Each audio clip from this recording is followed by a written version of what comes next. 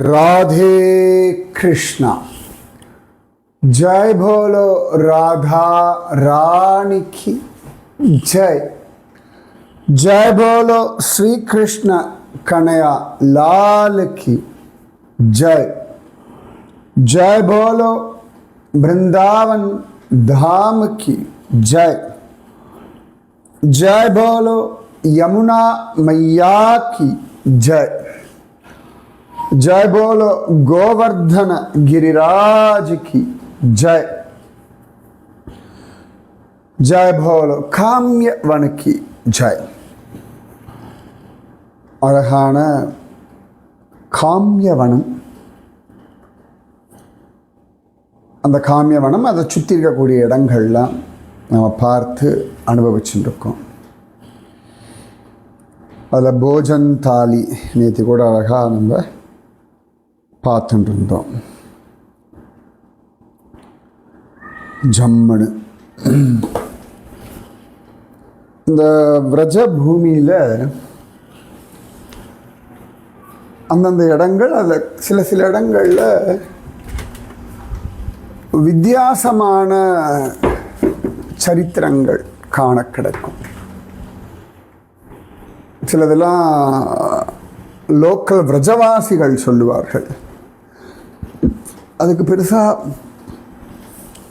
புராண இதிகாசங்களில் ரெஃபரன்ஸ் எடுக்கிறது கஷ்டம். ஆனால் அந்த சரித்திரங்கள் ரொம்ப ஜோராக இருக்கும். ஏன்னா இப்போ நான் சொல்லிட்டு இருக்க விஷயங்கள்லாம் சில பேர் ரொம்ப வேறு மாதிரி இருக்கும். இல்லையே, இந்த மாதிரி இல்லையே அப்படின்னு உங்களுக்கு தோணும். சரியா? அதுக்காக இதை சொல்லி வைக்கலாம். ஒவ்வொரு இடத்துல ஒவ்வொரு விதமான வைபவங்கள் மாறும். ஓகேவா? நாங்கள்லாம் நீங்கள் போகும்பொழுது இந்த லோக்கலில் இருக்கவா விதவிதமான கதைகள் சொல்லுவாள். புரிஞ்சுதா? அதுக்காக சொல்கிறேன். இந்த காமியவனம், அந்த போஜன தாலி, அழகாக அந்த விஷயங்களை தான் நாம் பார்த்தோம்.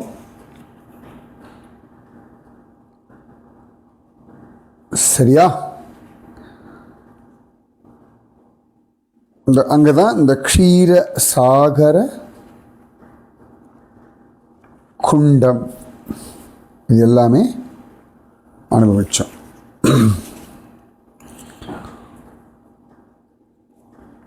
இந்த காமியவனத்துலேருந்து ஒரு 4 கிலோமீட்டர் அப்படி தள்ளி போனோம் அப்படின்னா ஒரு அழகான சின்ன மலை உண்டு.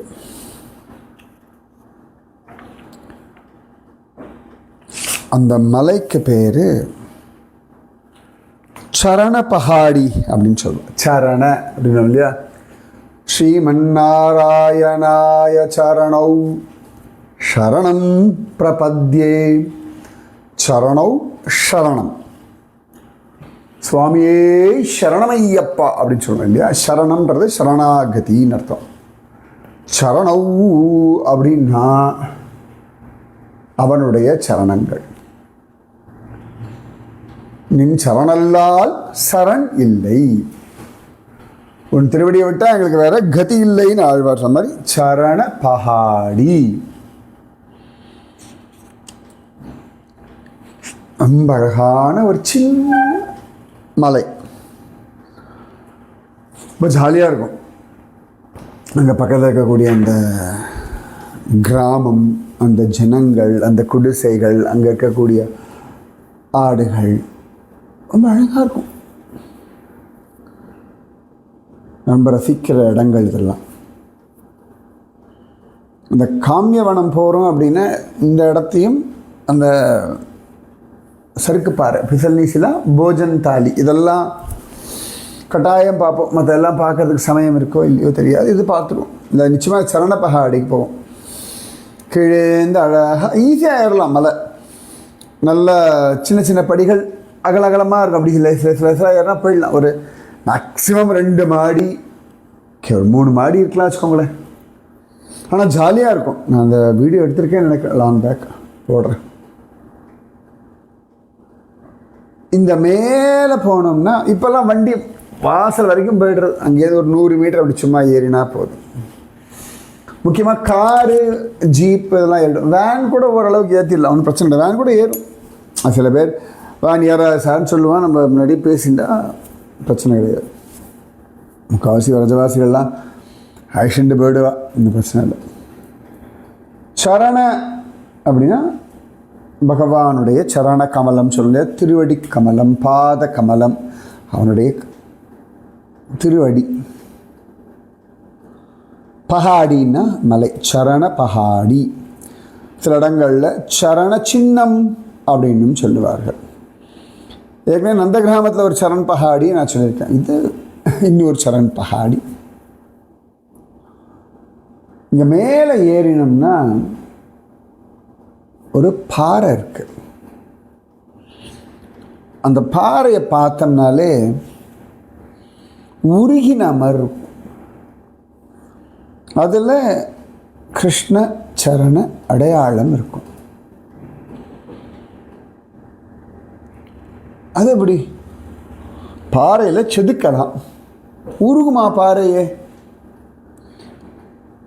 அதுக்கு காரணம் உண்டு. ஒரு நாள் கிருஷ்ணன் நிறைய அந்த இடத்துக்கு வந்து மாடுகள்லாம் மேய்ப்பான். அந்த காலத்துலேருந்து இப்படி எல்லாம் பக்கத்தில் வந்துடலாம்.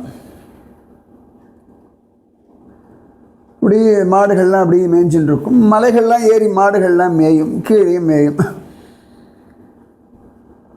சில சமயத்தில் கிருஷ்ணன் என்ன பண்ணுவான், அப்படி இங்கே அப்படி மேலே ஏறுவான். அவனுக்கு ஒன்று மரத்தில் ஏறணும், இல்லாட்டி மலையில் ஏறணும், இல்லாட்டி பக்தாளுடைய மனசில் ஏறணும், பக்தா மேலே ஏறணும். இந்த மேலே ஏறுறதுன்றது அவனுக்கு பிடிச்ச ஒன்று. வெண்ணத்திரிட ஃப்ரெண்ட்ஸோட தோல் மேலே ஏறி நிற்பான். கோபியில் ஆடை அபகரிச்சுண்டு மரத்து மேலே ஏறுவான். இப்படிலாம் உண்டு. ஸோ இந்த மலை ஏறுறான் கண்ணன். அப்படி இன்னும்னா அந்த வியூ ரொம்ப அழகாக இருக்கும். இந்த சரண பஹாடி வியூ. அப்படி அமைதியாக உட்காந்து எதையான வாசிக்கலான்னு தோணும். இல்லாட்டி அப்படியே அந்த காற்றின் நாதம் ரொம்ப அழகாக இருக்கும். இல்லாட்டி வேடிக்கை பார்க்கலான்னு தோணும், இல்லாட்டி வெறும் பாடலான்னு தோணும். நிறைய ரொம்ப அழகாக இருக்கும். அப்படி அதை பார்க்கறது ஒரு சுகம். ஓகே.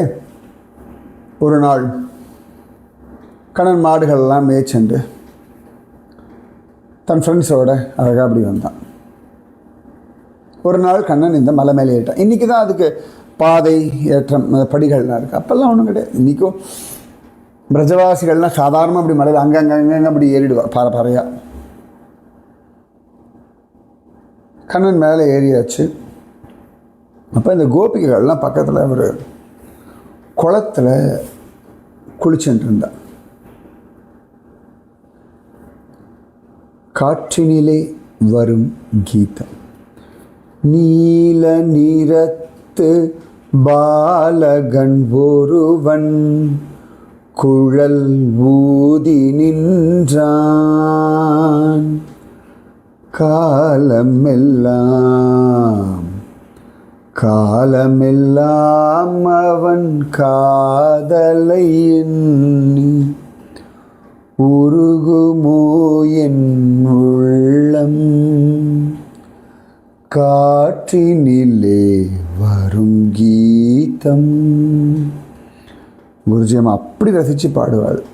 நிஜமாகவே காற்றினிலே வரும் கீதம். இதெல்லாம் அம்மா பாடும்போது ரெக்கார்ட் பண்ணலை நான். அப்போல்லாம் இந்த ரெக்கார்டிங் மொபைல்லாம் இல்லை. பட் இந்த ரெக்கார்ட் பண்ணலை. அம்மாவுடைய பஜனை பாடுகள் ஸ்பெஷாலிட்டியே வெறும் அம்மாவோட சப்பலா கட்ட சவுண்டு வரும். சம்டைம்ஸ் எதுனா அந்த ஜாலராக இருக்கும், அவ்வளோதான். அது ஒன்றும் இல்லை. அப்படி நிறைய பேர் புரிஞ்சுக்க முடியாது அம்மாவுடைய அந்த தெய்வீகம், நோ மியூசிக், ஃபுல் ஆஃப் பாவா,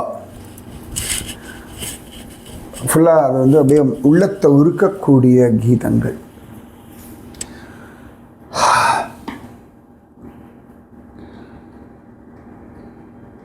நீல நிறத்து பாலகன் ஒருவன் குழல் ஊதி நின்றான். இது வந்து பழைய அந்த மீரா படம், அதில் பாடுற பாட்டு. இது படமாக ரொம்ப பிடிக்கும், அதனால் எனக்கு இந்த பாட்டு ரொம்ப பிடிக்கும். கண்ணன் அப்படியே மேலே ஏறின்னு வேணுகானம் பண்ண ஆரம்பிக்கணும். கிருஷ்ணகானம் கேட்டன்னு கோபிகைகள்லாம் அப்படியே பித்து பிடிச்சி போய்டுறது. அது அப்படி நல்லா இருக்கும், மனசை மயக்கம். அது கிருஷ்ணனுடைய சோல்ஃபுல், கிருஷ்ணனுடைய செயல்கள், வார்த்தைகள், லீலைகள்,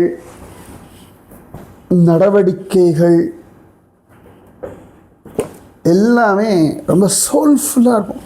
ஹோல் ஹார்ட்டட் சொல்லுவோம் இல்லையா, ஆத்மார்த்தமாக, ஹிருதயபூர்வமாக. சும்மா ஏனோ தானோ அப்படின்னு ஒரு வேலை கிருஷ்ணன் பண்ண மாட்டான்.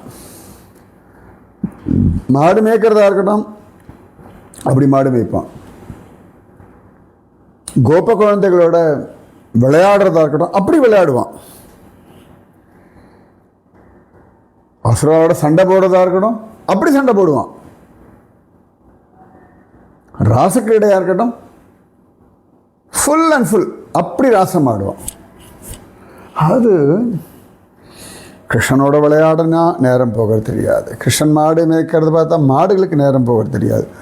கிருஷ்ணனோட பேசிகிட்டு இருந்தால் நேரம் போகிறது தெரியாது. கிருஷ்ணனோட ராசம் ஆடினா நேரம் போகிறதே ஃபட்டாஃபட் அப்படி போயிடும். ஆனால் அவ்வளோ நேரம் ராசம் ஆடுவான், நின்று நிதானமாக ரசித்து.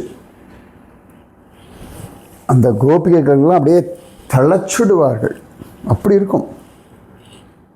அந்த ஒரு எனர்ஜி இருக்குது பாருங்கள், கிருஷ்ணாஸ் எனர்ஜி. சரி, கோபியோட ராசம் தான் அப்படின்னா, கோபர்களோட சிரித்து பேசி மலைமலையாக ஏறி அவ்வளோ அழகாக மாடு மேய்ப்பான். என்ன எனர்ஜின்ற!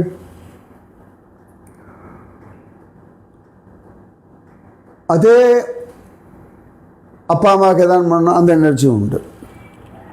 துவாரகையில் குடும்பம் நடத்துகிறான், அதே எனர்ஜி. ரிஷிகளோட பேசுகிறான், அதே energy. Energy, the energy bomb, the energy source, the source of எனர்ஜின்னு இல்லையா, இவன் தான் the source of energy. So the வேணுகானம் the most sincere, the Krishnan வந்து the most sincere lover, the most sincere friend, the most sincere cowherd boy, the most sincere அப்படின்னு வார்த்தை இருந்தால் கிருஷ்ணன். இல்லாட்டி தி சின்சியர், ஸ்ரத்தாவான் அப்படின்னா கிருஷ்ணன் தான். ஸோ அந்த வேணுகான கேட்டு கோபிகைகள்லாம் ஒரு பக்கம் மயங்குறான். அவள் என்ன பண்ணுறா, குளிச்சுட்டு இருந்தவா அப்படியே கடகடன்னு ஏதோ வஸ்திரத்தை உடுத்திட்டு இந்த காற்றினிலே வரும் கீதம் அவள் அப்படியே ஒரு பக்கம் மலை ஏறுறான். இன்னொரு பக்கம் கீழே எங்கேயோ விளையாடிட்டு இருந்த பசங்க கிருஷ்ணனோட ஃப்ரெண்ட்ஸ் எல்லாம், அந்த பசங்க மயங்கி போயிட்டாங்க. கிருஷ்ணா வாசிக்கிறான்டா, வாடா அவன்கிட்ட போகலாம். அதாவது கிருஷ்ணனுடைய இந்த வேணுகானம்ன்றது எல்லாத்தையும் வசப்படுத்துறது. எப்படி ஒரு குட்டி குழந்தை சிரிச்சா எல்லாரும் வசப்படுவோம்ல, ஜம்முன்னு. இந்த குழந்தையோட பேர் தெரிய வேண்டாம், அந்த குழந்தையோட அப்பா அம்மா தெரிய வேண்டாம், அந்த குழந்தையோட இதுவுமே அதோட சிரிப்பு, அதனுடைய அன்பு அப்படி வசப்படுத்துறது போல இங்கே கிருஷ்ணன் தான் வசப்படுத்துகிறான். ஸோ கோபிகைகள் வரா, கோப்பர்கள் அதாவது எல்லாரும் ப்ராப்பராக ஏற்கனவே சொன்னேன், ப்ராப்பர் பார்த்துலாம் கிடையாது. அங்கே இப்படி இப்படி இப்படி இப்படி இப்படி ஏறணும். அப்படியே அவள் பாட்டு கால் போன போக்கில் ஏறுறான். ஆச்சா, மாடுகள் மேய்ஞ்சின்றது, அதுவும் கிருஷ்ண வேணுகானம் கேட்டு இப்படி ஏறுறான். செவியாட்டகில்லாவே அப்படின்னு நம்ம பெரியாழ்வார் பாசுரத்தில் கண்ணன் குழலூதும் சிறப்பு அப்படின்னு சொல்லியிருக்கு. கண்ணன் எப்படி குழலூதினான், என்ன ஆச்சுன்னு. கண்ணனுடைய அந்த வேணுகானம் கேட்டு இந்த மாடுகள்லாம் மயங்கி அவைகளும் மலையேற ஆரம்பிச்சாச்சு. ஸோ கோபிகைகள், கோப்பர்கள், மாடுகள் எல்லாம் எரித்தா இதெல்லாம் சேத்தனம்னு சொல்லுவோம். ஓகே, சேத்தன அச்சேதன, உயிருள்ள பொருள்கள் உயிரற்றவை ஜடப்பொருட்கள்னு சொல்லுவோம். இப்போ வீட்டில் ஒரு சோஃபா இருக்குது, கட்டில் இருக்குது, ஒரு மலையில் ஒரு பாறை இருக்குது, அதாவது உயிரற்ற ஜடப்பொருட்கள் அப்படின்னு சொல்லுவோம். ஒரு துணி இருக்குது, இதெல்லாம் ஜடப்பொருட்கள்னு சொல்லுவோம். அதை அடித்தா வலிக்காது, இதெல்லாம் அதுலேயும் ஒரு உயிர்ப்பு உண்டு, ஆனால் அதுங்களுக்கு உயிர் கிடையாது. அப்போ இந்த மலை இருக்கு இல்லையா, அதுவும் ஒரு ஜடப்பொருள் தானே. இந்த மலையில் நிறைய பாறைகள் இருக்கு. இந்த பாறைகள் அப்படி உருக ஆரம்பிக்கிறது தான். கிருஷ்ண வேணுகானது அப்படி குழையறதான். கல்லும் கனியும் ஒரு கீதம் அப்படின்னு வரும் இந்த பாட்டில் வரும், நீல நிறத்த பாண்டம். கல்லும் கனியும் ஒரு கீதம். கல் எங்கேயா கனியுமா? காய் கனியும், பழுக்கும், நல்லா கனிஞ்சிருக்குன்னு சொல்லுவோம். கல் கனியுமானா கல் கனியர் தான். அப்படியே அந்த அச்சேதன பொருட்கள் கூட அப்படியே அப்படி சாஃப்டாக ஆகிடுதான். கிருஷ்ணாஸ் ஹேண்ட்லிங், அந்த வேணுகான சப்தம். இப்போ இந்த கிருஷ்ணன் வந்து ஒரு பாறை மேல் நின்றுட்டு வாசிக்கிறான்னு சொன்னேன் இல்லையா, அந்த பாறை அப்படியே உருகி களிமண் மாதிரி சாஃப்ட் ஆகிடுறது. அந்த களிமண்ணில் தண்ணி விட்டு அப்படி ஒரு மாதிரி சாஃப்ட் ஆகிடல, ஒரு மேலே இன்னும் அப்படியே அழுத்தும் தெரியுமா கால். களிமண் கூட வேண்டாம், இந்த கடற்கரை மணலில் நடந்தோம்னா நம்ம கால் அழுந்தும். கரெக்ட். ஆத்தங்கரை மணல் அதெல்லாம் அவ்வளோ சாஃப்டாக நம்ம கால் இதெல்லாம் அழுந்தும். அந்த மாதிரி இந்த கிருஷ்ண வேணு கானம் கேட்ட பாறையும் உருகித்து, கல்லும் கனியும் ஒரு கீதம். அப்படியே எல்லாம் மயங்கி போயிடுது. இந்த கிருஷ்ணனுடைய சரணகமல அடையாளத்தை வாங்கி கொள்ளக்கூடிய பாக்கியம் அந்த பாறைக்கு கிடைச்சிடுது. ஸோ இவா எல்லாரும் ஏறினால, இவா ஏறும்பொழுது அந்த பாறை எல்லா பாறையுமே உருக ஆரம்பிச்சது. கிருஷ்ணன் தான் நல்லா உருகெடுத்து, மற்ற பாறைகளும் சாஃப்டானதுனால என்ன எடுத்து கோபிகைகள், கோபர்கள், மாடுகள் இவர்களுடைய கால் அடையாளமும் அங்கங்கே இருக்கக்கூடிய பாறைகளில் வந்துடுது. இன்றைக்கும் இந்த மேலே முக்கியமான பாறையில் கண்ணன் சரண கமல அடையாளம் நன்னு அப்படி அழுந்து இருக்கும். அதுலேயே அங்கே இருக்கக்கூடிய சாதுக்கள், அங்கே இருக்கக்கூடிய விரஜவாசிகள், இங்கே வாங்க அங்கே அழைச்சிட்டு சைடில் அழைச்சிட்டு போனால் அங்கங்கே பாறைகள் எல்லாம் பார்த்தோம்னா மாட்டினுடைய குளம்படி, கோபிகைகளுடைய சரணகமல் அடையாளம், அப்புறம் கோபர்களுடைய திருவடி அடையாளம், இது எல்லாமே இருக்கும். ஸோ இந்த இடத்துக்கு பேர் சரண சின்னம்னு பேர், சரண பஹாடின்னு பேர். சூப்பர்ல. எல்லாம் நீங்கள் பார்க்கணும். எனக்கு ரொம்ப ஆசை நீங்கள் எல்லாம் அதெல்லாம் பார்த்துடணும். உங்களுக்கு ஆசை என் கூட வரணும். நிச்சயமாக சுவாமி அதற்கான ஒரு காலத்தை உண்டாக்கட்டும். எனக்கு உங்களெல்லாம் விட்டுட்டு போனலாம் கிடையாது, எல்லோரும் அழிச்சுட்டு போகணும்னு தான் ஆசை. அதற்கான ஒரு சூழ்நிலை காலம் கண்ணன் அழித்து கொண்டு வரட்டும். சரியா? ராதே கிருஷ்ணா, ராதே கிருஷ்ணா, கிருஷ்ணா ராதே, ராதே கிருஷ்ணா, கிருஷ்ணா ராதே, ராதே கிருஷ்ணா, கிருஷ்ணா ராதே, ராதே கிருஷ்ணா, கிருஷ்ணா ராதே.